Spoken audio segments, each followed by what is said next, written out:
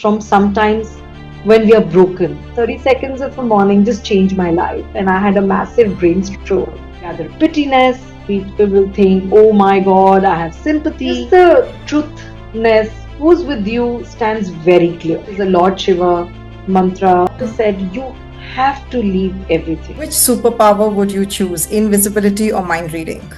Thanks for joining me. And today we have in the studio none other than Sonal Jain, the Global CHRO at EPL. A well known name in the HR community, Sonal has been recognized as one of the 10 best CPOs in India 2023 by TradeFlock and was honored as the top 100 HR leaders for 40 under 40 by Bombay in 2018. She has been facilitated as the Inspirational Women Leader 2024, and she has also been featured as top 10 best women CHRO by Women Entrepreneur Magazine 2024, along with being the most iconic HR leaders 2024 by World HRD Congress. And her expertise extends beyond borders as she has held roles and engaged teams across markets such as America, Japan, Europe, Middle East, Southeast Asia, Africa, Australia, and South Asia. And she joins us today on the podcast to talk about Lead with Courage. Sonal, welcome to the podcast. I must say it's really an honor to have someone like you on the podcast. Thank you so much, and I'm really thrilled to join you. And every discussion, I must tell this to our audience, every discussion I've had with Sonal early on also, she has so much of positive vibes in her. I don't know from where you bring it, but definitely I want to know, and our audience would like to know about you, your career journey. How did you get into this place that you are currently at in your career life? No, thank you so much, Payal, for having me here. And my life revolves around three values that I live by. One is abundance, Okay. second is courage, and third is kindness. And according to me, all three of them go together hand in hand. I give a lot of value to my upbringing by my amazing parents, and then my family who actually brings these values alive for me and help me live them every day. I have always felt world is a wonderland, world Yeah, is a dreamland. But at the true. same time, I have also realized world can be as ruthless and unkind sometimes. So it's not same at every moment. It's not same for every opportunity.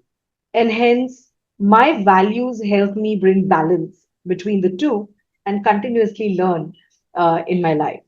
I'm a civil engineer by my Oh, first wow. education, and then MBA in human resources.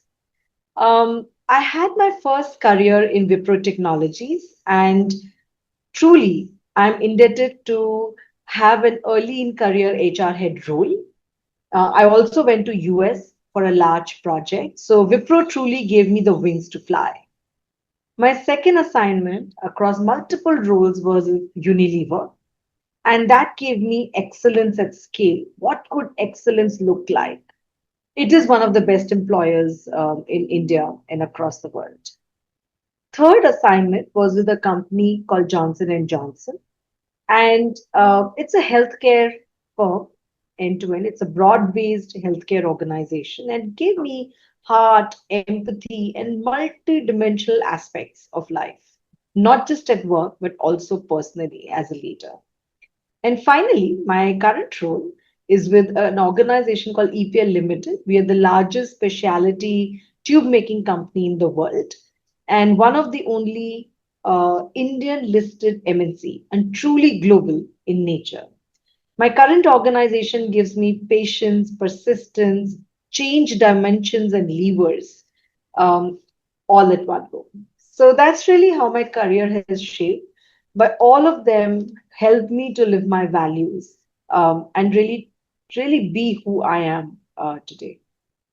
So, from mechanical engineering to HR itself shows the journey is full of courage.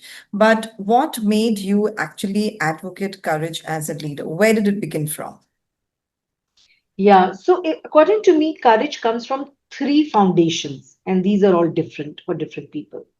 The first comes from a mindset of abundance, kindness, responsibility, where people start feeling I am responsible to have courage, demonstrate courage, and do something about it. It also comes from a mindset of giving back. It also comes from a mindset of I'm enough, and hence I bring courage. I call all of this under the umbrella of compassion. True. Secondly, courage also comes from sometimes when we are broken, when we go through trauma, when we have insecurity, when we feel that we have lost everything, but you know what? I'm not going to let anybody else lose it. This kind of courage in different scenarios, according to me, comes from activism, right? When you're really under activism and you want to do things, but it comes from a space of anger.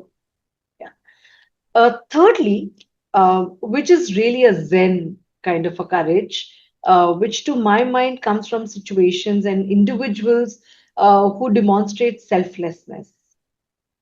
They come from a space of trust, they come from a space of faith, and they believe that there is a larger responsibility, there's a larger force in the universe which will bring the right outcome, but they have to constantly keep doing courageous Right. activities, right? So Yes. that to me, sort of, if I think about it, these are the three dimensions of courage.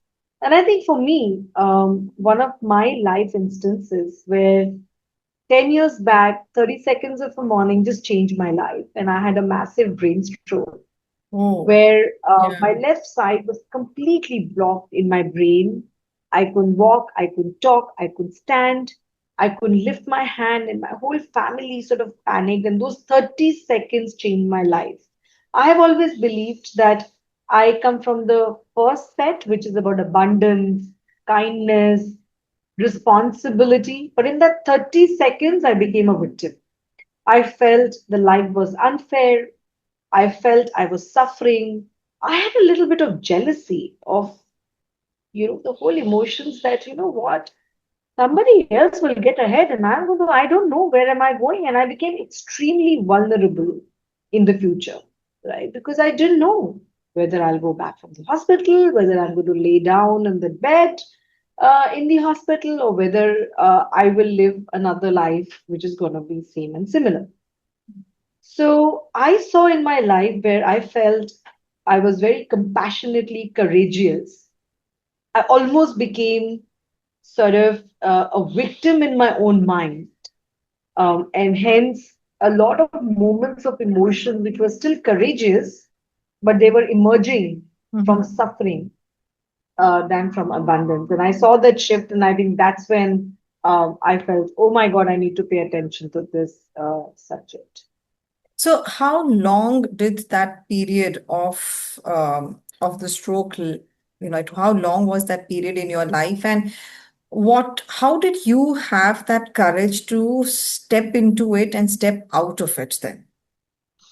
Sure. And thank you so much, Payal, for asking me because these are vulnerable moments of life. I Absolutely. only started talking about it after 7 years of the incident happened because till 7 years um, I could not face the courage in my own mind to share because I just felt people will think I'm trying to gather pittiness.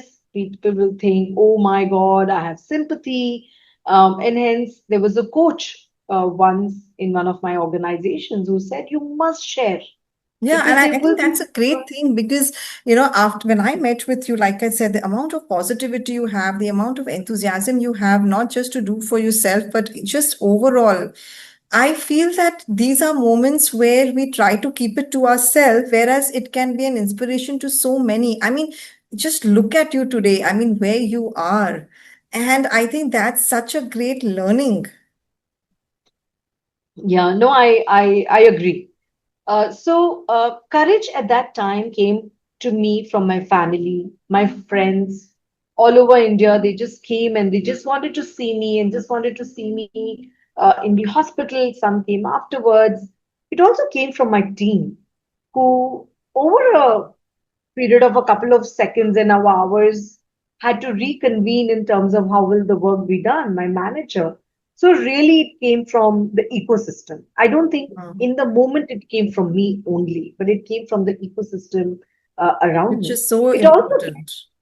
yeah, and it also came from people who I felt were very selfish in the moment, who I felt, oh my God, they've not Mm. even asked what's happened to me, and they were very few. But I was very surprised, right? And I this is the agree. time when just the truthness, who's with you, stands very clear, right? So it was a spectrum of ecosystem that was working in that moment.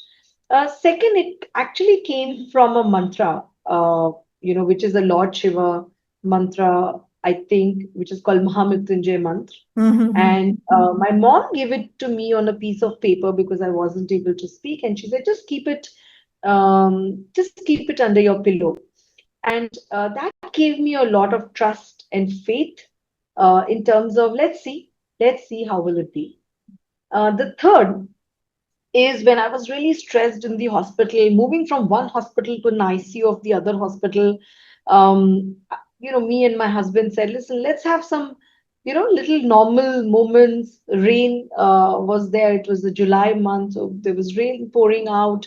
And we watched a couple of episodes on the TV. And immediately after that, I started getting my fix. And then I realized, again, I went back to the same stressful moment. And that moment, I understood, Payal, that I was under huge stress. And hence the doctor said, you have to leave everything. You are still not leaving everything in your mind. So You when you say have, leave everything in your mind, what does that look like? What did you yeah, I understand was, out of it? Because you've been yeah, in that journey. yeah. So I was about to travel to Sri Lanka for a workshop, for conducting a workshop in the organization. I was with Unilever. And I was very stressed that it's a very important workshop I have to lead and I'm not able to go there. I was very worried about what happens in the office, what happens to the work. And there you was, and doctor, I remember, drew a circle on a piece of paper and said, listen, you don't even know when will you go back. And you're right now thinking about going to Sri Lanka. How will you go to Sri Lanka? Right? So for True. me, leaving it aside and say, I don't know what my circle of reference is. My circle of reference was my company, my title, my role, my peers. Hmm. My circle of reference is hospital, nurses, doctors, patients, machines. That's The circle of reference is different. So you true. cannot constantly in your mind think about what's going to happen at my work. And to Mm. me, that was an eye opener because, I didn't know what was happening and I didn't know what will happen, right? So for me, that was a big moment of shift because I was already 15 days in the hospital after ICU. And then I thought I was getting better, and again I got to worse. And one of the doctors said, oh, maybe it's another brain stroke. Another doctor said, oh, maybe it's a brain hemorrhage. Oh my God. And my husband and I were looking at internet, and Payal, we didn't know which one to pray. Sometimes we say, oh, thankfully it's an hemorrhage and it's not a stroke. And sometimes I was thinking, oh my God, thankfully it's a stroke and not an hemorrhage. And we didn't know which one is better or Which which one one is is worse. better? Yeah. Yeah, so I think it was a very different moment.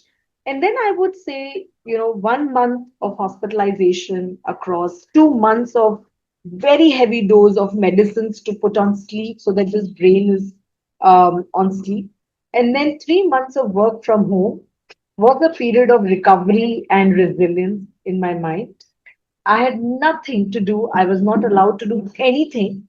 And that was the time that I started reading Bhagavad Gita. I said, if I can't do anything, I can only read something, which was Bhagavad Gita. And I started walking a little bit in the garden because I just couldn't get sit in one room the whole day. And I do what I could best do. So, another learning at that moment was sometimes in life you can only do some things, Hmm. right? You cannot do everything that you think about. And True. that to me was happening in my mind. I sometimes look back and think maybe I didn't have any other option, but that was something that was happening. Hmm. You're right. Oh my God. But I mean, the way you have come out of it, and no wonder this topic is so close to your heart when you talk about courage. And I'm sure with all of that that you went through in your own personal life, somewhere it has impacted very positively in your professional life. Do you see Yeah, any difference in the Sonal before and the Sonal after? absolutely. Yes. I think I'm a very changed person. First, I'm full of gratitude, right? And I always feel I have a lot in life. So I thank and pray to the God every day that I live. Secondly, I'm very humbled and grounded because we don't know what's happening to the other people. We don't know what other people are going through. Even in those 3 months that I was back in the office, a lot of people came and spoke to me and really good colleagues. But beyond a point, it was about, hey, is the work done? Are you having enough deliverables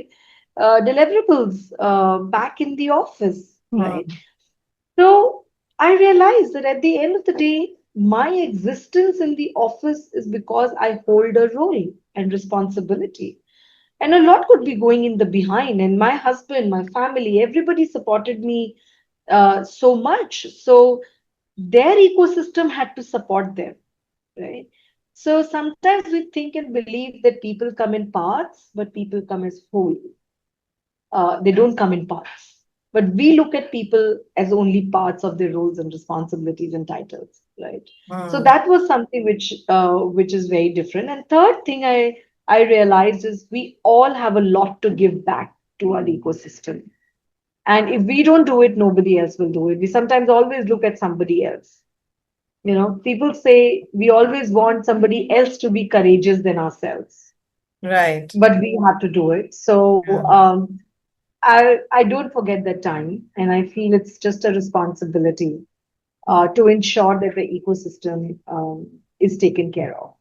So, has there been moments in your own life where, as a leader, you had to take a decision, you had to act, you had to put that thing out, even though you were fearful? How did you convert that into a courageous act, and how did you do that at the workplace? Yeah. So again, linked to the same incident. Okay. Um, I was not allowed to even travel in a car for more than 4 hours because it creates thrombosis where the blood clots and you are not supposed to travel. And I remember having nightmares. I would wake up at night and I would look at my face. I would try and speak and say, am I okay? Am I able to speak? And my dad played a very big role. He said, it's okay. You just need to live your life. And then, by God's grace, I did get into a role which was a global role and a truly global in nature in Unilever. And unbelievably, I did 21 international travels Wow. back to back, some for work, Amazing. some personally. And, I used to have a lot of precautions. I used to take this little emergency medicine with a Mhm. note written on what needs to be done.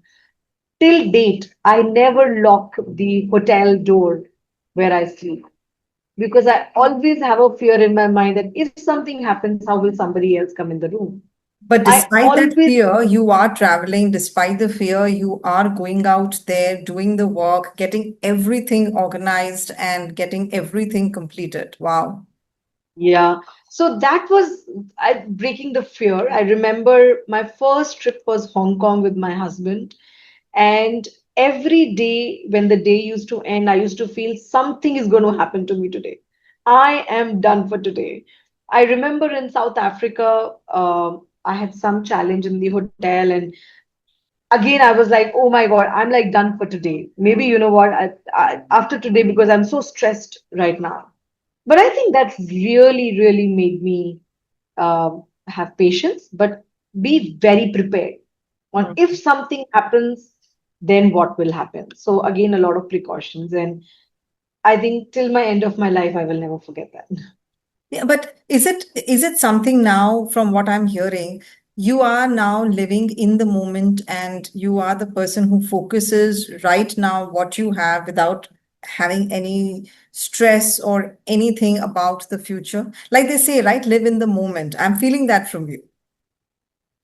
I try, but I don't know if I can do it enough.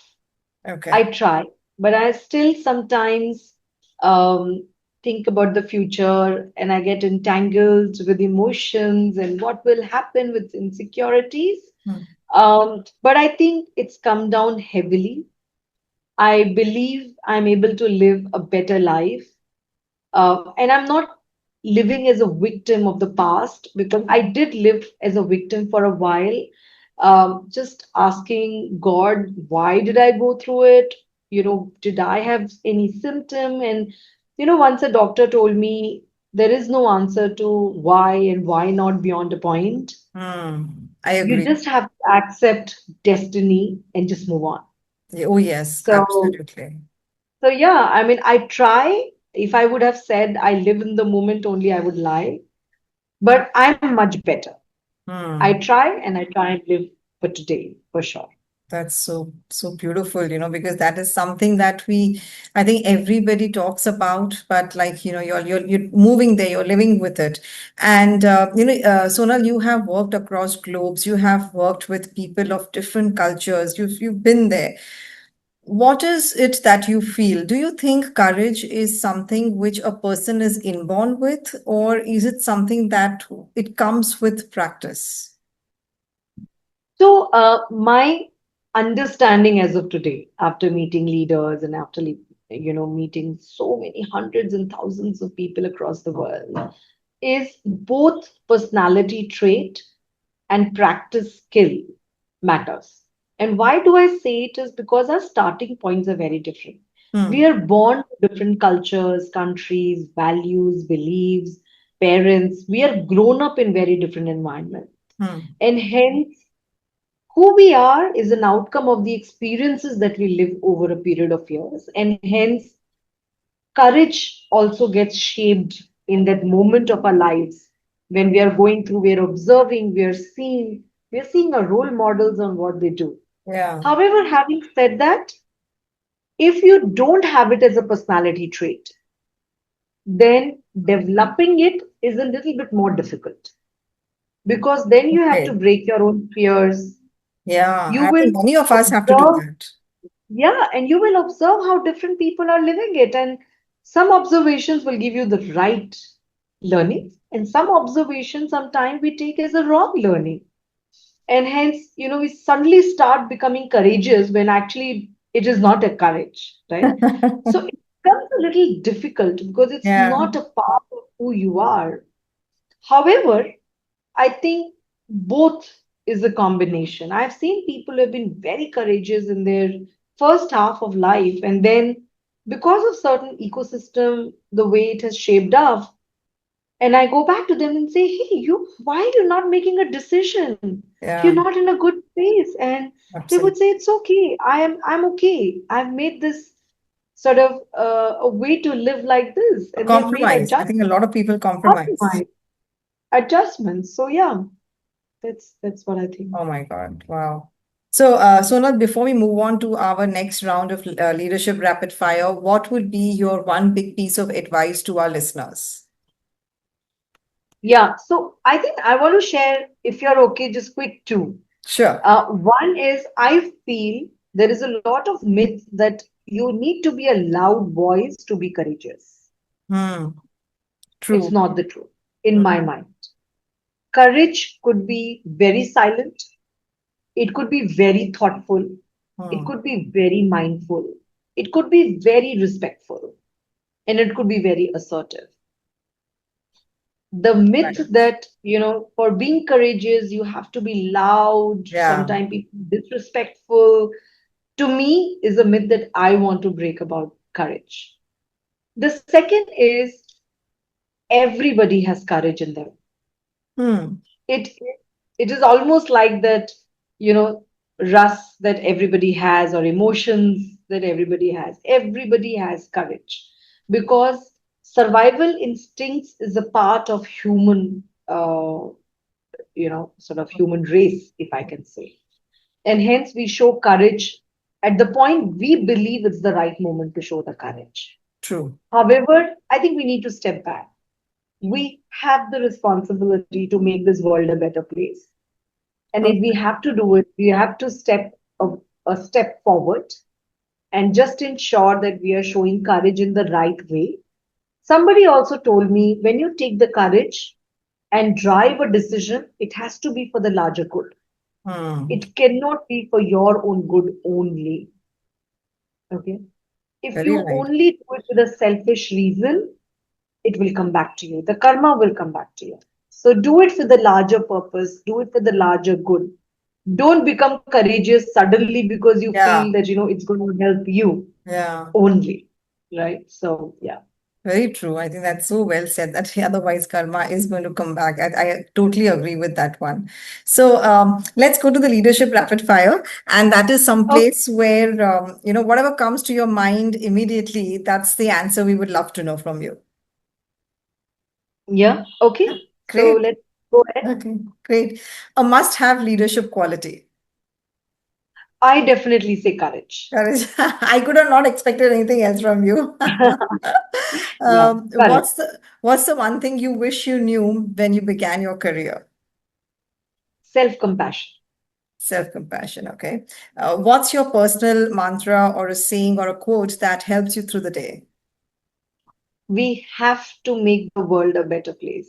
We Ah, have no choice. It's a responsibility. absolutely. I mean, how many people even think of the world at large? So good. Which superpower would you choose? Invisibility or mind reading? This is a really difficult one. And um, I think mind reading. Nice. So I, that, I, I cannot see Sonal invisible. I don't want to see Sonal invisible. yeah, but it's very complex because imagine if I knew everything what's going in other person's mind. Oh my God, I dread it, but maybe it would be Yeah. fun. In fact, there's a chapter in my new book that says how great leaders are mind readers, where they actually can get into the person's mind because they have so much of gut that they have feelings, so much Wow, of interactions, and so much of self-reflection that they've just understood what it takes to read somebody's mind. beautifully said. I'm going to practice it Okay. now. Last one. If you could change any one thing about the corporate world, what would that change be? I believe sometimes we sacrifice the long term because we are chasing the short term. Okay. And I keep So deep. thinking that, sometimes we chase a goal or an Excel sheet or just a KPI, but we have to drive some things with passion. And passion comes with purpose. Hmm. And hence, I think we should not lose sight of the long term. I know only the short terms make the long term, but we should not lose the sight of the long term. It's something Very that I profound. would Very leave profound. for. Thank you. Thank you so much, Sonal. I know how your day is packed, and you've still taken the time to come on this podcast and share your insights, your experience with our listeners. Thank you so much. Thank you so much for having me here, and I thoroughly enjoyed your question. Thank you. Thank you. And this one's for our listeners. This is Sonal Jain and Payal Nanjiani wishing you loads of success in your corporate and in your life. Thank you so much. God bless.